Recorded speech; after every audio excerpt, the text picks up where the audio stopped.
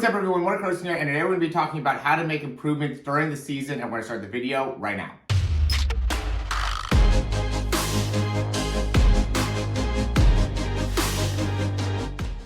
Alright, so this is going to be a super important topic just because we're going into the season right now. For a lot of people, it's going to start this Friday, but for some people, it already started or in the next couple weeks. And so the reason I'm filming this is because I think there's a really important point to be made, which is the quarterback that you are today, whether it's the 18th, 19th, 20th, sometime here in, hopefully the mid to end of August, doesn't want to be the same quarterback that is at the end of October or into November. And a lot of people, I think that we're all the training that we've done to get to this point is now setting us up for the season. And now during the season, we don't want to work on the mechanics. We don't want to work on getting better and things like that. And I think to me, that is such a fallacy of what the reality should be in terms of how we want to be able to make improvements. And really, this is the best opportunity to be able to improve from your mechanics perspective as a quarterback. And the reason I say that is because a lot of people, what ends up happening is you start to get exposed, right? You start to see that you might not be able to throw the deep ball as well, or the comeback as well, or the out route as well. And we want to be able to get that on film so then we can understand how to be able to fix it. I do agree that we don't need to make huge changes within the mechanics, but we do need to be able to understand what's happening that's making it so we're not getting the same result on the field as we are in practice, or we're not even getting the result that we're expecting to get on the field, and how can we adjust that in our practice, in our warm-ups. And that's really what the point of this video is to get a great understanding of, one, what we want to be able to identify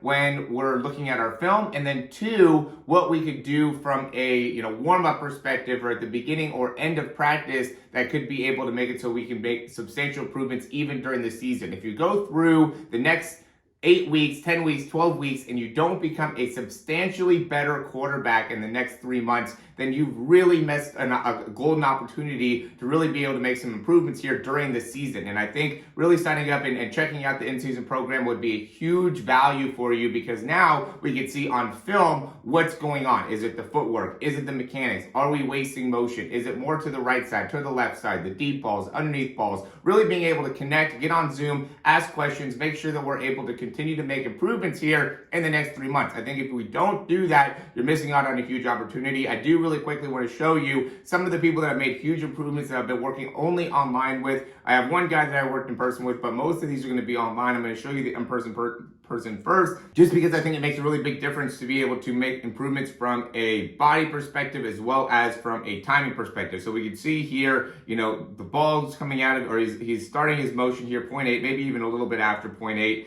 And then we have on the left is when we first started, and he's at 0.63 here as he's coming off. And I just want to fast forward to when the ball is coming out of his hands, still not right there. It officially comes off at 107, so that's going to be a 0.44. And, here we can see a lot bigger step, not, immediately shifting onto his front leg, not getting good rotation, where on the right we could see immediately getting rotation, better control of that front step. And then he's also releasing the ball. Here, let me see, 0.8, it's 5.8. He's releasing the ball right at about 5.62, right? So we're at about a 0.4.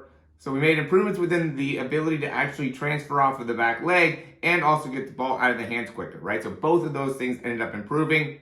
All right, here's the next one. So the release time stayed about the same here, but big thing is just the weight shift. So we can see immediately here all the weight shifting forward in comparison to, and this has only been a few weeks into the program, just being able to keep more of the weight onto the back leg, right? Just not immediately shifting all the weight forward with the hips, and being aware that you want to have 60% of your weight on your back leg compared to 40% on the front leg when you're initiating this step here, right? So you can see how he's keeping his weight back a lot more effectively here, rather than on this one on the left where he's immediately getting the weight through, which is impacting how much force he can get into the throw. You can see a lot more force overall in the throw on the right side. All right, so here's a quarterback that didn't have a ton of experience when he first started, so we could see that his footwork's a little bit off in his dropbacks and things like that. And then we can also see here the difference with, like the front arm, being able to shift that weight overall, his ability to load as he's coming through the throw. Still has some areas to improve here, but this is within a 2-week time period of being able to work on the throw. You can see immediately open him that front shoulder, really throwing off to the side. So made a lot of big improvements, again, within 14 days. And here's the last one here. This was a athlete that really had that kind of double load thing going on, right? So if we look at the right side, you can see how he goes kind of back. He really lifts that